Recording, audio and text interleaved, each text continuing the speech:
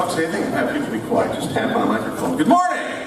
Good morning! That was pretty good. It's freaking 80 degrees out today. I want to hear that. Good morning. Thank you for being here today. My name is Brad Caskey, and I'm the Provost and Vice President for Academic Affairs here at Birmingham Southern College, and I'm really excited to welcome you to the first Provost Forum presentation this term. Little housekeeping public service to you people right back there by that camera. We're filming this, and that camera will pick up voices. We would like it to pick up the voice of the people up here, not the person that you're talking to on your phone. So again, if you're kind of in that back area, just be sensitive to the fact that we have a camera and a mic back that way. It's now my distinct pleasure to welcome you to the Provost Forum presentation by Dr. Greta Valenti. Dr. Valenti is Assistant Professor of Psychology who joined Birmingham Southern College in 2013. Her academic credentials include a BA from Georgetown University, an MA and PhD from The Ohio State University. She did not write that, but since I was in the Big Ten, I always have to say it that way. In addition to an outstanding performance in the classroom, Greta is a 2018 recipient of the R.G. McWilliams Faculty Scholarship Award. Her research interests include social cognitive judgment and decision-making, visual perspective and mental imagery, and counterfactual thinking related to psychological distance. Please join me in welcoming Dr. Valenti to the podium for a presentation.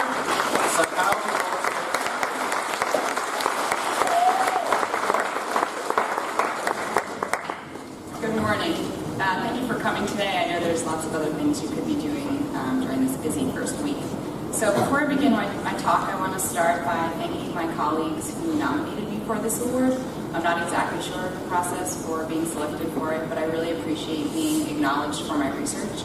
I also want to thank the McWilliams family for their generosity and for supporting BSc research.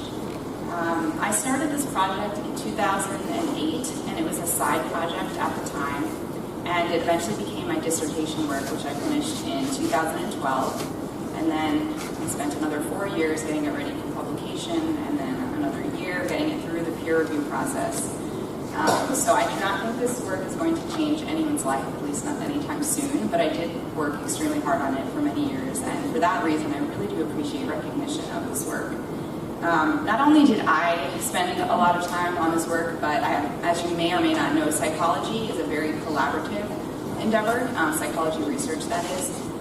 So I also want to thank the people that helped me out along the way, including my graduate advisor, Lisa, who is the second author on this paper, my graduate school colleagues who helped with many suggestions on the research and also just support along the way, and my undergraduate research assistants, both people that were here at BSc and at Ohio State, who helped me collect data. Finally, a quick thank you to BSc for funding a portion of this research, and a quick thank you to Lynn Trench for listening to me practice this talk last week and giving me some helpful suggestions. Okay, so the title of my talk is The Psychology of Roads, Taken and Not Taken, How Psychological Distance Influences Framing of Past Decision Events. So oftentimes in life we have to make a choice between two options. So we might simply be taking a walk in the woods and have to choose among two paths. Other times we might be making a more significant choice, such as whether to attend a provost forum or whether to review your reading for class at 12:30. So suppose in the decision here, we do choose the provost forum and don't choose to review our reading for class. After we've made that decision, we can frame that decision event in terms of the time I chose the provost forum or the time I didn't choose to review the reading for class. So these are two equally correct, accurate ways of framing or thinking about the same exact decision event. So our research questions were, what causes people to frame a decision in one way or the other? And why does it matter? So why does the framing of a past decision matter? And one variable we suspected might play a role in framing was the psychological distance from the decision event. And we suspected that framing might matter because it might influence our beliefs about why we made the choice and our expectations for what we chose. So what I'll present today is the background literature related to these research questions, the hypotheses and multiple experiments that tested them, and finally I'll discuss some potential implications of this work. So again, we're going to propose that psychological distance from a decision event, and I'll tell you what that means in a moment, is going to influence the framing of that decision event in terms of the chosen or not chosen option, and that might influence our beliefs about why we made the decision and our expectations for what we chose. So what do I mean by psychological distance? Well, you yourself are right here in this auditorium right now. Everything else is psychologically distant from you. And these things that are psychologically distant from you yourself right here, right now, vary on a continuum of how distant they might be. Now, there are many dimensions on which something might be distant. And today in my research, I'm going to talk about two different dimensions. So the first is called temporal distance. And temporal has to do with time. So events that happened 10 years ago are more temporally distant than events that happened last month, which are more temporally distant from right now than events that happened 30 minutes ago. The second dimension I'm going to talk about today is social distance. So social distance refers to the closeness of your personal relationship with another person. So people who are strangers to you are more socially distant from you than people who are your acquaintances, and your acquaintances are more socially distant from you than people who are your close friends.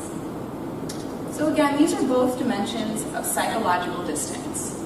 And research has shown that the way we think about temporally distant events is very similar to the way we think about socially distant events. So let's bring this back to decision making, because that's my interest today.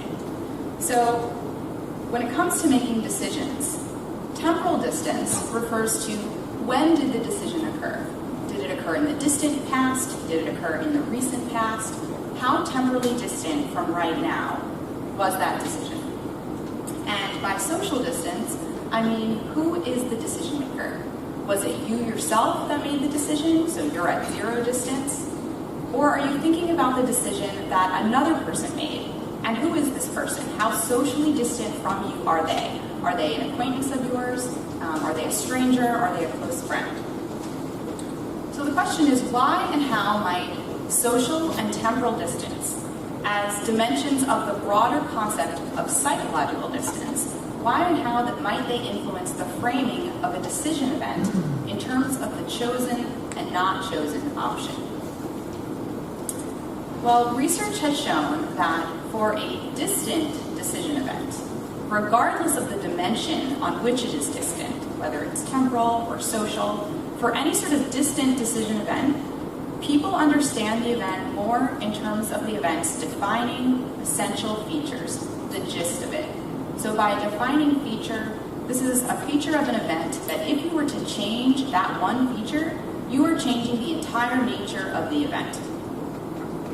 And research has shown that for a close event, regardless of the dimension on which it is close, for a close event, people understand it more in terms of its peripheral or secondary features.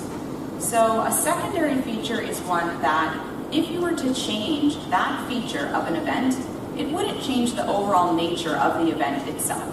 It's more of a peripheral or incidental detail of the event. It's more part of its context. So given this, how might distance influence the framing of a decision event? Well, we proposed that for a decision event, what the decision maker chose is a defining feature of the event. It's the gist of the decision. And what the decision maker passed up or didn't choose is more of a peripheral detail. So in other words, when it comes to a decision that was made between two different options, what the decision maker ultimately selected for themselves becomes the defining feature of the event. It's basically the gist of the decision becomes what the decision maker chose. And again, after a person has made a decision, what a decision maker passed up or didn't choose becomes more of a secondary feature or secondary detail when defining the event as a whole. Okay, it's more of an incidental detail of the decision event. So if this logic isn't exactly intuitive to you, I wanted to talk about a little bit of evidence that suggests that this might be true. If this is a little bit challenging to follow, just know that it'll be over quickly. and I'll pick you back up on the other end. All right. So why are we inferring that chosen options are defining features of decision events and non-chosen options peripheral features of decision events? So that's our claim. So why are we inferring that? Well, think about what it's like or what it means to make a decision, to choose an option versus to not choose an option. And I'll explain this in the context of the choice we have before us, which is to go to the Provost Forum or to review your reading for class. So choosing an option often involves actions. So for example, choosing the Provost Forum involves actions such as mentioning it to a friend. So maybe you said to your friend, hey, I'm going to the Provost Forum, do you want to go? It involves things like walking towards Norton, climbing the stairs to the second floor, picking out a seat. On the other hand, not choosing an option often involves inactions. So not choosing to review the reading for class requires no actions at all, technically. So you do not have to pick up your reading and say, I'm not going to read you now. You don't have to go to your friend and say, I am not going to do my reading for class right now. They would be like, well, that's fantastic. Why are you telling me? Like, what are you going to do? If anything, that's what they would ask you. So choosing an option often typically involves actions, but not choosing an option typically involves inaction. And there's a whole host of research in social psychology and in judgment and decision making that suggests that, in general, actions are more defining features of events, and that's going to make inactions more peripheral, incidental details.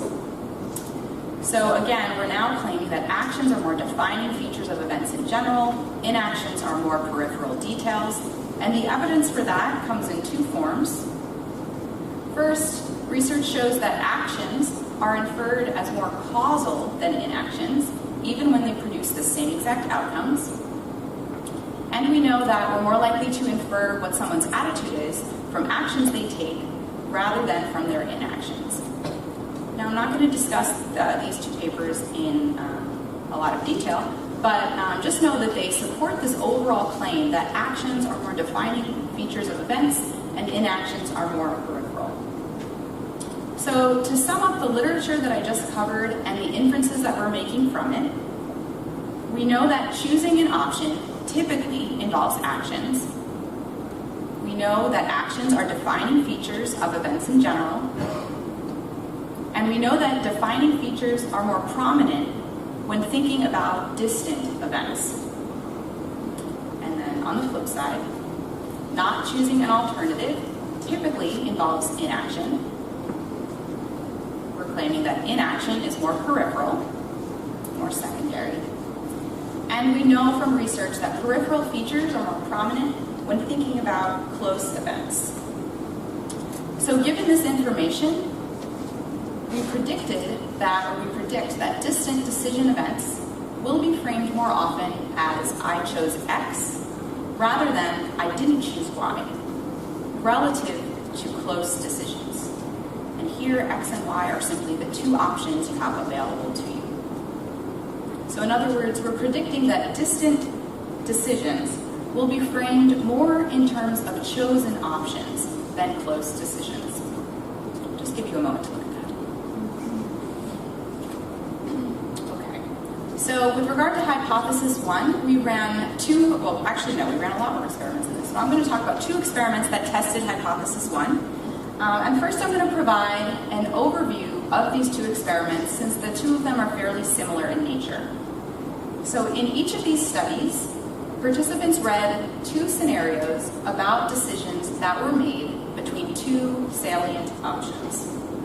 And we manipulated social distance from the decision maker in experiment 1. And in experiment 2, we manipulated temporal distance from the decision event. And in both studies, we measured whether participants framed the decision in terms of the chosen or not chosen option. And we did this in two different ways. So we used a self-report measure of framing in experiment 1. I'll talk about that in a moment, what that means. And we used what's called an accessibility measure of framing in experiment 2. So with regard to this accessibility measure, the logic is if people are framing a decision in terms of the chosen option or the non-chosen option, then the option that is the subject of that framing is going to come to mind more quickly. It's going to be more cognitively accessible to you. So for both studies, we predicted that distant decisions, whether they're temporally or socially distant, would be framed more often in terms of the chosen option than closer decisions. So in experiment 1, which is the social distance experiment, all participants were undergraduates, and they all read a scenario about a choice between two possible weekend visits. And maybe you've been in this situation before. You could go to see your family, or you could go to see a friend. And I've underlined friend here because all participants read that the decision maker chose to visit a friend. And we manipulated social distance from the decision maker in this study. So participants read, so the way we did this was that participants were told that the decision maker was either themselves, so you made this decision, that would be the close, socially close condition, or they told that the decision maker was Kendra for female participants, or John for our male participants, and they were described as a typical undergraduate. So this is the socially distant condition. So again, everyone read the same exact scenario, but half of our participants were told you had a choice between two weekend visits and you went to visit your friend. The other half of participants were told Kendra or John, a typical undergraduate, had a choice between two weekend visits and Kendra or John went to visit their friend. We measured framing by asking participants to select the statement that best fits the events in the story. And we're going to present them with two equally accurate statements, and we just want to see which of these two statements best captures how they're thinking about the event right now. Now, one of these statements is going to be framed in terms of the chosen option, and the other one will be framed in terms of the non-chosen option. So they saw these two statements. They saw that either you or Kendra or John, depending on the condition they were in, chose to visit a friend, that's our chosen statement, or they saw, and they saw that you, Kendra or John, didn't choose to visit family, that would be our non-chosen statement. And we didn't have those labels there, that's just for your benefit. But people, basically, participants were told to just choose which of these two statements best captures essentially how you're thinking about this decision event right now. So they chose one. And then the participants went on to read a second scenario about another choice between two options, this time two different movies that they could see, and they were either told to imagine that they made the decision or that Kendra or John, again, made the decision. And then they were given a similar type of measure, conceptually similar, in the sense that it had two different options for which they could choose, either the chosen framing or the non-chosen framing. So we basically have a measure of framing for each of these two scenarios. And what we did was we counted the number of times that participants selected the statement with the chosen option framing. And they could have selected it two possible times because there were two scenarios.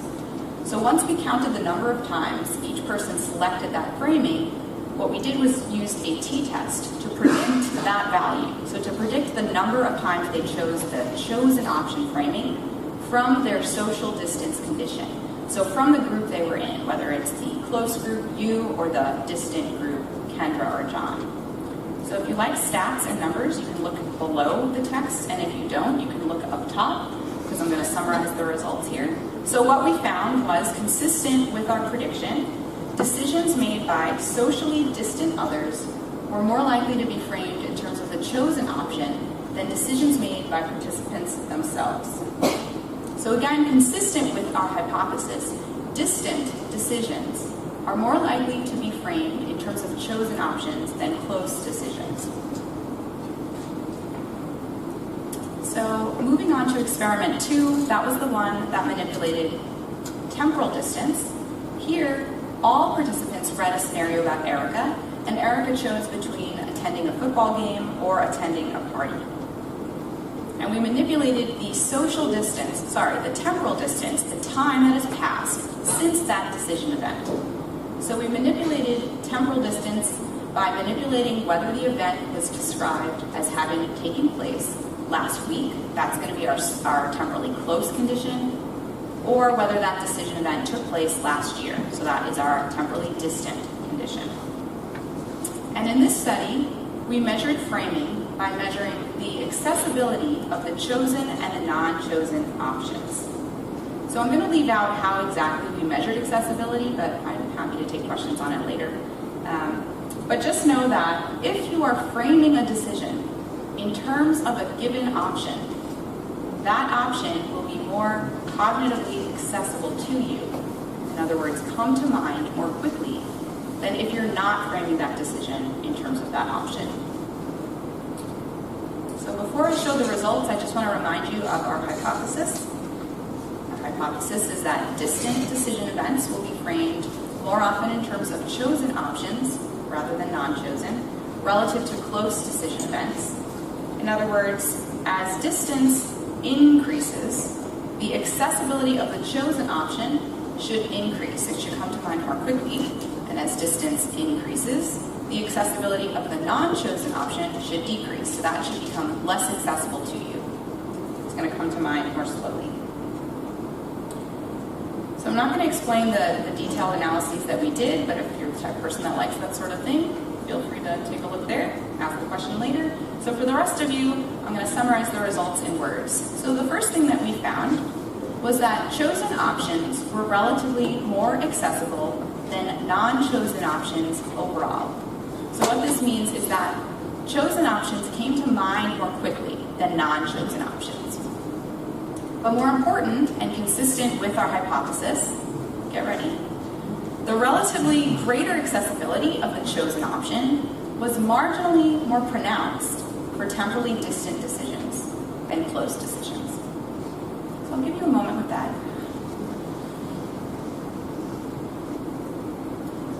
So if you're still confused, just know that this result is consistent with our overall hypothesis that distant decisions are more likely to be framed in terms of chosen options.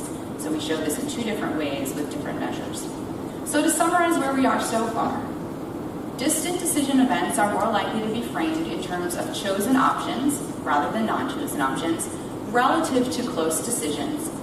And this is the case for both social distance and temporal distance.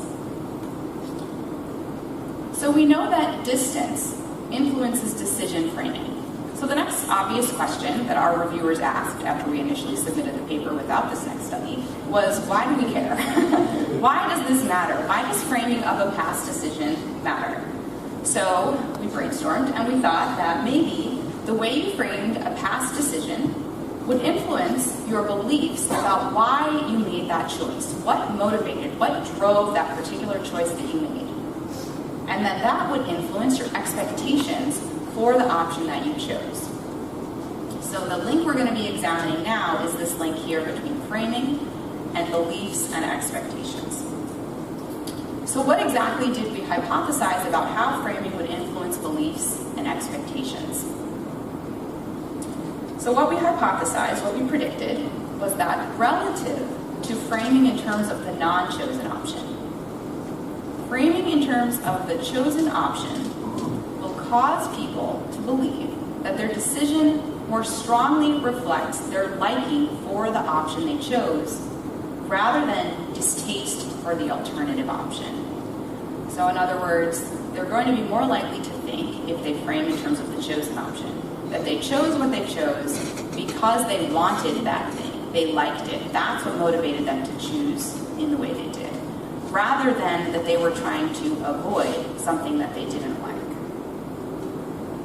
And if this is the case, if it changes beliefs in this way, it should cause you to have more positive expectations for the chosen option, for what you chose.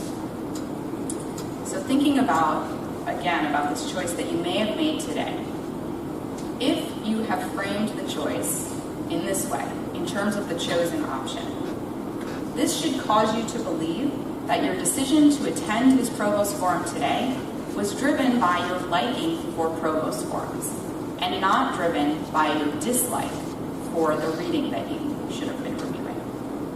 All right? And then that should have, assuming you thought about this before you came here, that should have made you have more positive expectations for this talk. Again, than compared to if you had framed this entire decision in terms of the non-chosen as the time that you chose not to do your reading for class. So framing will influence beliefs, which will influence expectations. That's ultimately what we're predicting. So I'm going to present one experiment that tests these hypotheses. And first I'm going to tell you about the basic design of this experiment, as it's quite different from the prior two. So remember in this study, we're interested in how the framing of a decision event influences beliefs about the decision and the expectations for what we chose. So in this experiment, we first had participants actually make a decision. Then what we did was we directly manipulated the framing of that past decision. And in a moment, I'll tell you how we did that. Finally, we measured, these are the two different groups that we created. So we had some people frame it as the chosen option, and we had our other half of participants frame it in terms of the non-chosen option. So after we did the framing manipulation, we measured beliefs about what motivated their choice, and then we measured expectations for the chosen option. So let's get into specifics now. So with this study, we recruited adults from an online panel type of thing, and we gave them an online survey. So all participants in this study made a decision in their minds about which of two video tasks that they would engage in during the online study. So we told them we were going to be having them make a choice. And we wanted to give them a real choice. But we also needed to know what they would choose so that we could set up the rest of the experiment accordingly. So we did something called a pilot test, and that allowed us to learn that if you give participants these two particular options that I'll show you, pretty much all of them choose the same one. But again, we wanted them to feel like they were making a real choice. So if you were a participant in this study, you were presented with these two different options to choose from. The first one was called the movie task. So they were told that in this study you would watch trailers of recent and upcoming movies and rate how interested you are in actually seeing each movie. And the other option was called the lecture task. So for this task, they were told they would watch a lecture on the topic of tools for modeling sparse vector auto-regression and type a one-page summary on what you see as the most important points of the lecture. So you can imagine which one they chose. So again, they were told to read these options and to make a decision in their minds before going on to the next screen. And then once they'd made that decision and they went on to the next screen, that's when we directly manipulated the framing of that past decision. So we randomly assigned half of our participants to the chosen option framing. And what we wanted to do here, we didn't want to ask them how they were framing this decision. We wanted to induce them, make them frame it in terms of the chosen option. So we gave them some instructions, and we really tried to hit them over the head with this whole chosen option framing. So you'll notice it's quite repetitive. So if they were in this condition, they heard this, me reading this over listening to my voice, basically. So what I said was, we'd like to know the task you've chosen to do. Below, please tell us the task you've chosen to do. And then we had the sentence down, I've chosen to do, and then a blank, and then they had to type in their answer. Now, if they were in the non-chosen framing condition, that's the other half of our participants, we wanted to induce them to frame the decision that they had just made in their minds in terms of the non-chosen option. So here, we said, we'd like to know the task you've chosen not to do. Below, please tell us the task you've chosen not to do. I've chosen not to do, and then they had to fill in their answer. So again, this is how we directly manipulated participants' framing. Now, once they'd entered their answers here, then they went on to the next screen. As I've noted before, most people wanted to do the movie task. So people in the chosen framing condition typically typed the movie task. People in the non-chosen framing condition typically typed the lecture task. So after they had done this, they were taken to the next screen where we measured beliefs about what had motivated their choice. So we knew that everyone was going to choose the movie task, but we wanted to know why. What is motivating their decision? Are they choosing the movie task because they're kind of excited about watching movie trailers? Or are they choosing the movie task because they do not want to watch that lecture? So why are they making that decision? So we asked this question to get at their beliefs. So we asked, does your decision say more about how positively you feel about the movie task or how negatively you feel about the lecture task? So they had those two options to choose from, and they just had to choose one. And this is a question that has been used in past research that examined motivations for decisions. All right, after we measured their beliefs about what had motivated their choice, we measured their expectations for the option that they chose. So prior to them actually watching the movie trailers, we asked them 3 questions. How much do you expect to like the movie task? How appealing does the task seem to you? And how pleasant do you think the movie task will be? So they answered these questions, and then we computed an average of these correct questions so that we had one composite measure of expectations for the movie task. So just a reminder of what our hypotheses are for this study. We're predicting that relative to framing in terms of the non-chosen option, framing in terms of the chosen option will cause people to believe that their decision more strongly reflects liking for the option they chose rather than distaste for the alternative option. And that will lead to more positive expectations for the chosen option. So we're going to look at this first hypothesis first, which pertains to your beliefs about the decision. And remember that this was the question that we asked to get at people's beliefs. So we asked, does your decision say more about how positively you feel about the movie task or how negatively you feel about the lecture task? Now, among participants who were induced to frame the decision in terms of the chosen option, so in other words, among the participants who received the sentence stem, I've chosen to do, and had to fill it in with the movie task, 58% of those people inferred that they'd chosen to do the movie task because of how positively they felt toward it. So in other words, they believed that they chose to do this task because they liked the idea of that task. They wanted to do that task. That's what their decision was driven by, wanting to see those trailers. But among the participants who were induced to frame the same exact decision in terms of the non-chosen option, so among those who were given the sentence stem, I've chosen not to do, and they had to fill in the blank, only 36% of those participants inferred that they decided the way they did because of their positive feelings towards the movie task. So the majority of these participants inferred that they decided the way they did because they felt negatively towards the lecture task. Their decision was primarily driven by the fact that they did not want to watch that lecture. Sorry, math professors.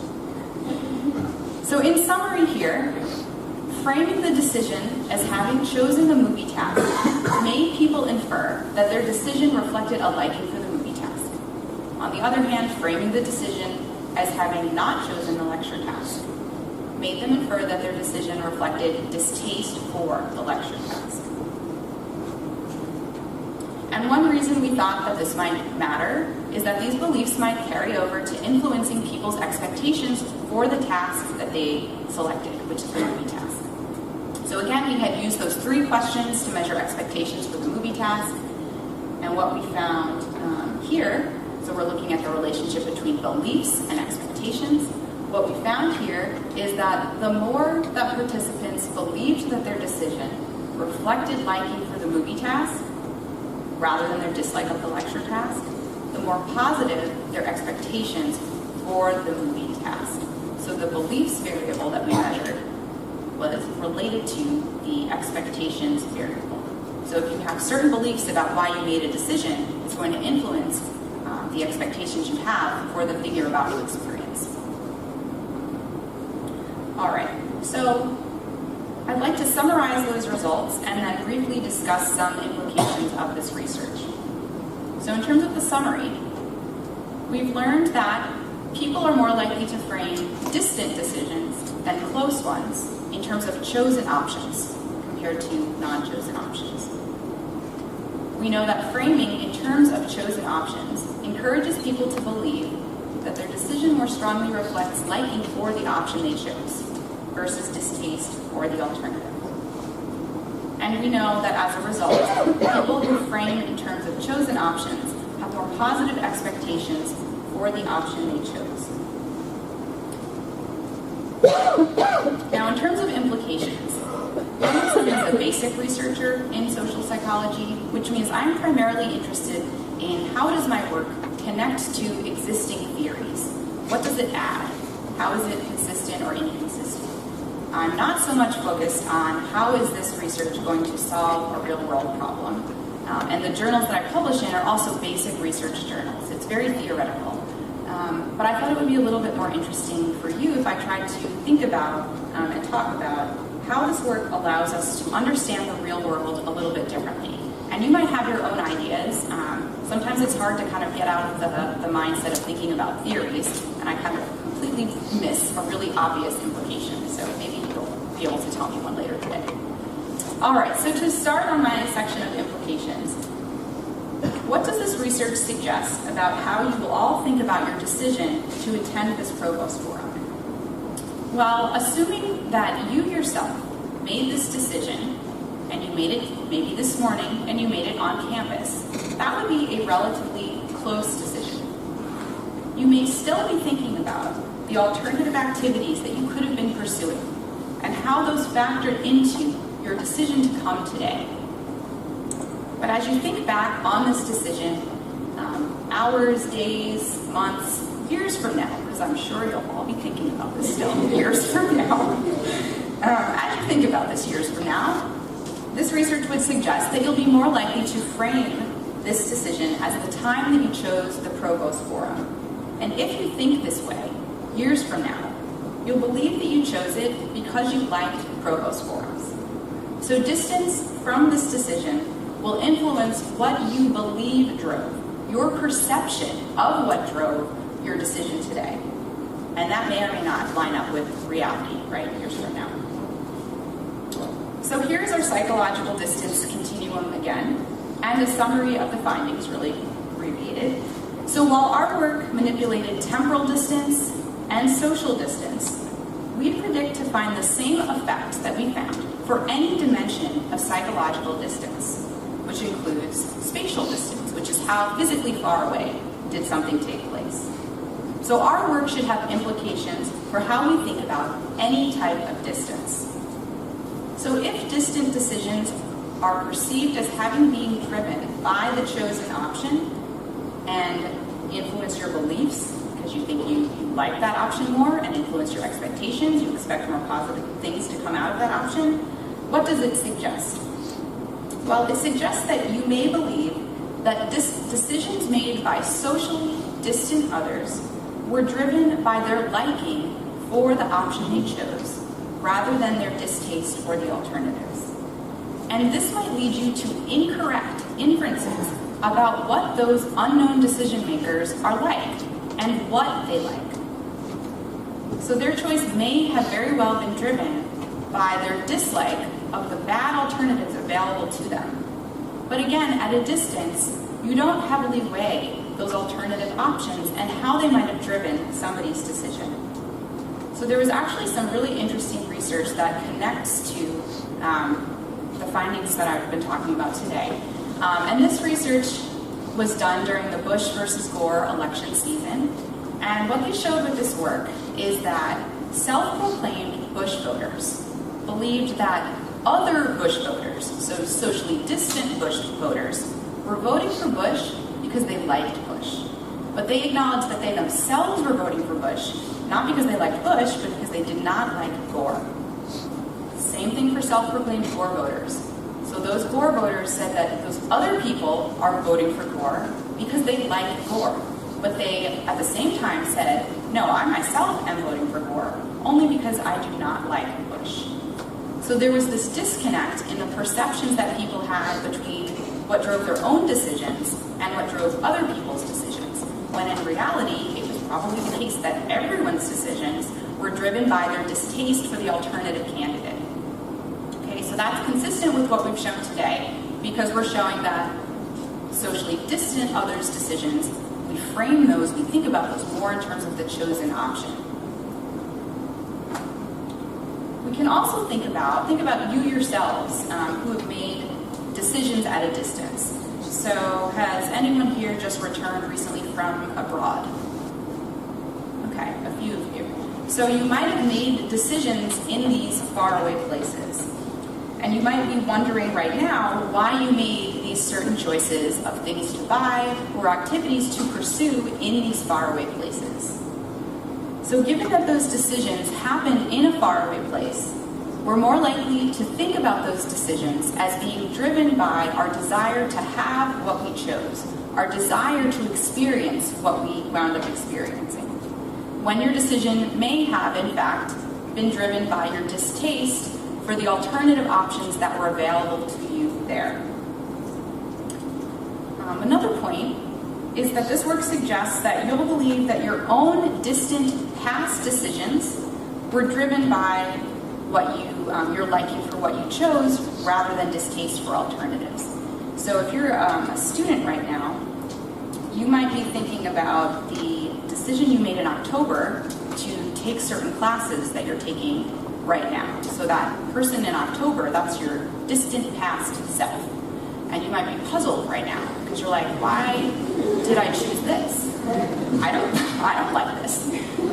So that might make you very confused, right? So the reason you're confused is because you're thinking about your past self and you're like, okay, well that past person must have thought that I liked psychology. So that must be why I'm taking a psychology course.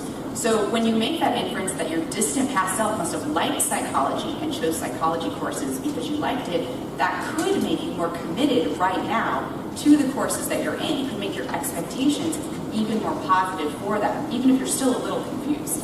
But on the other hand, if you think about, alternatively, I guess, believing that your distant past self chose something and that it was driven by your liking for what you chose, it could make you feel out of touch with that past self of yours, right? Because you're thinking to yourself, I don't like this course. I must have been a different person back then when I chose this course, right? That person must have liked it and thought this would be a great option.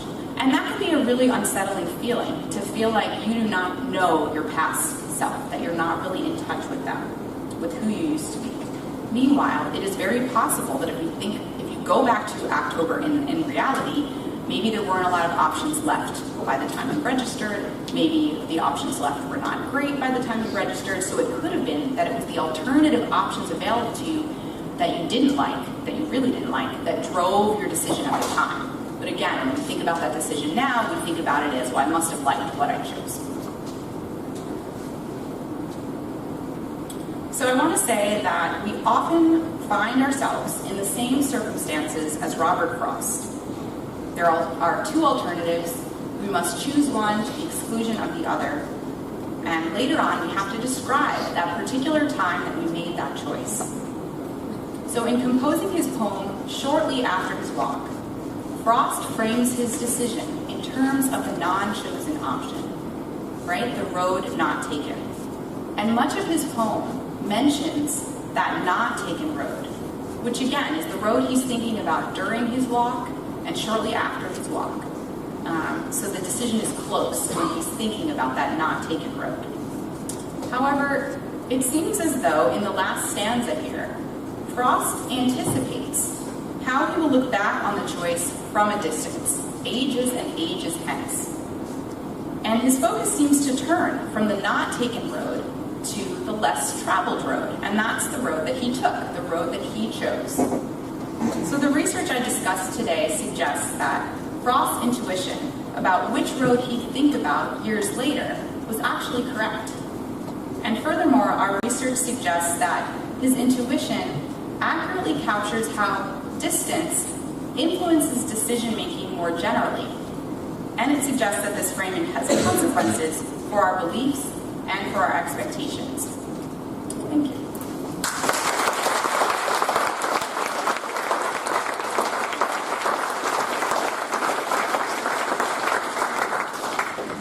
I'm happy to take any questions if anybody has any.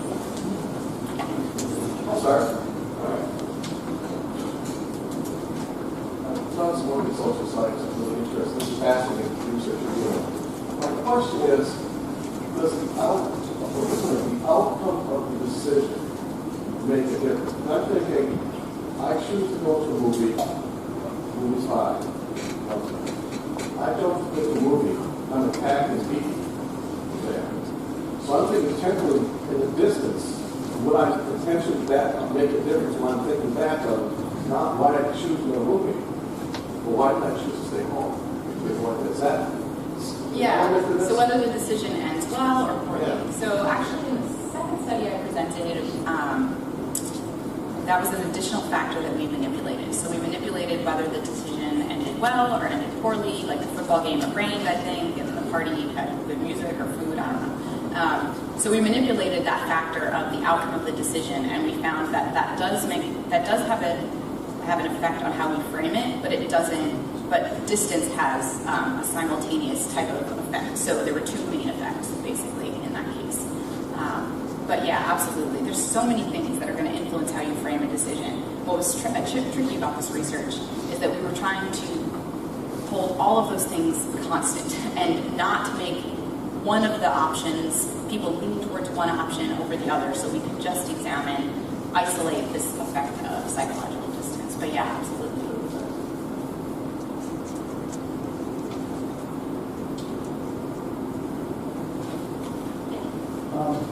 Fascinating stuff, great talk, thank you. Your expectation question, did you ask them that after they had done the test and you asked them to recall what their expectations were, or did you ask them beforehand? No, we asked the expectations question before they did the movie task. We did ask them some other questions afterwards, but it wasn't a recalled expectation. It was what is your actual expectation right now for what you're about to do. And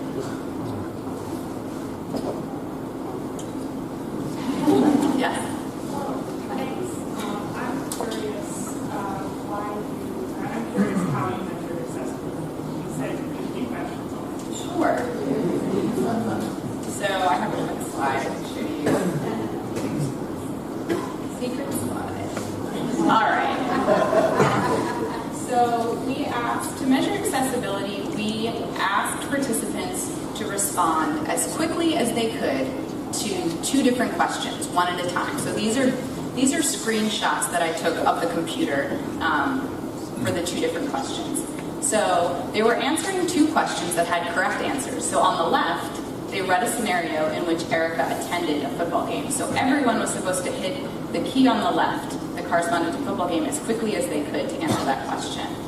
And then they saw another question that said, which event did Erica not attend? And the correct answer was party.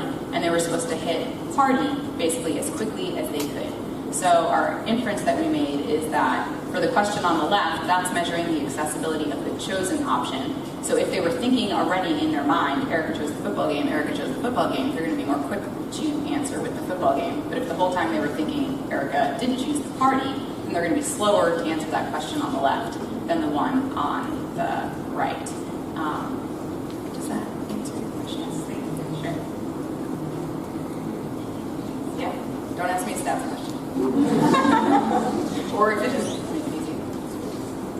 So my walk would go to social site, right? How much of it, often Brad's question is involved with the approach to it, it's like the classic approach to it. Right. Because the components D that you got, I'm sorry I didn't say that, but the components D that you got is sort of put forward in that main effect, which is suggests that it's going to carry most of that, regardless of other factors, right?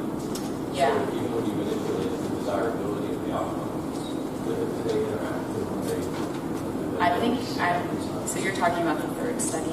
Yeah, we didn't manipulate anything about the outcomes there. So you're talking about this or the original framing effect? The original framing. So the question that we asked about beliefs, this question is an approach avoidance type of question. So are you approaching this thing that you want, the movie task, or are you avoiding this thing that you don't want, the lecture task? So we're basically suggesting that psychological distance should be related to, through framing, to whether you're approaching. So in the near term, you're going to be more aware of these avoidance type of motivations than in the distant term. That sort of answer. Yeah, Gary. Based on the literature you've read, do you think that the results will go through four decisions? What types of decisions? Four. Multiple decisions, more than two. More options? Oh, okay. Yeah, that's a good question. So in all of our studies, we always said you had these two different options. And the reason we thought that we wanted to kind of keep it at two different options is because we figured that the more options there are, once you make a choice of one of them, maybe you're going to be more likely to frame that entire decision in terms of what you chose because you sorted through all these other things. So we wanted to try to create a situation in which people were not like naturally gravitating towards framing it in terms of the chosen option. So if we said that, Erica chose among these 5 different activities, she chose to go to the football game, people are going to be much more likely, I would guess, to say, well, she must have liked football if she chose football over all these other things. So the reason, I think that we should still find the same effects, but I think it would be harder to find the effect in a study if we had so many options, because I think people would be naturally inclined to frame it in terms of the chosen, and it would be harder to we might get like a ceiling effect. It might be harder to move them around. Does that answer your question?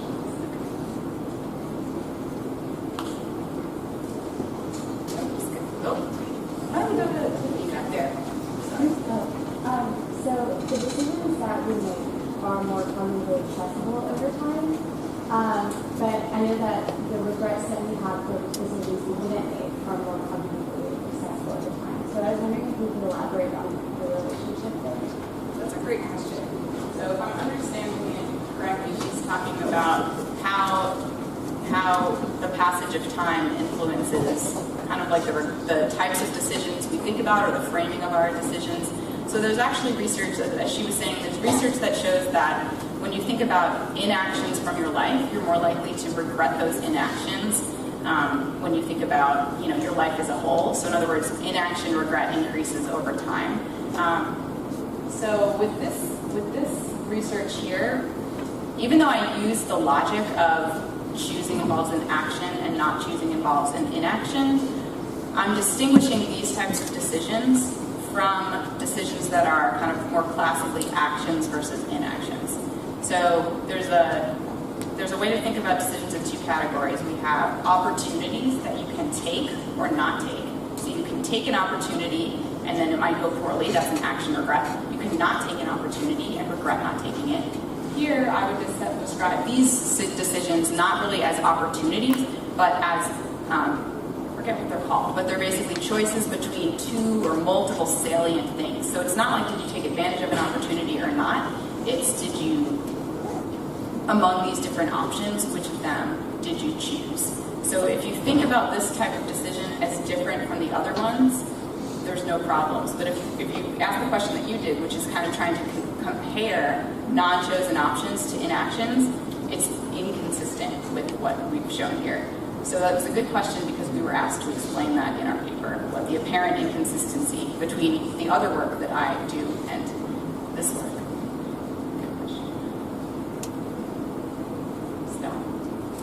Good question. This is a very interesting study. I was presuming that you didn't mention that there's no gender differences in how they women frame things. I rarely look at potential gender differences, partly because I just never expect any. Did you have an intuition about? No, I just think that maybe sometimes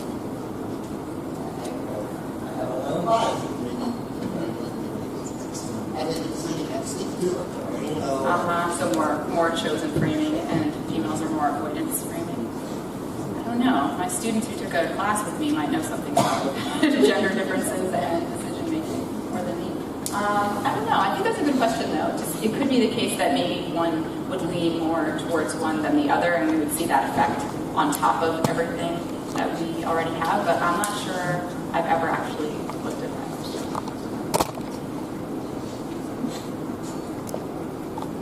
Here's your time, keeper. All right. Thank One you. last round of applause, please.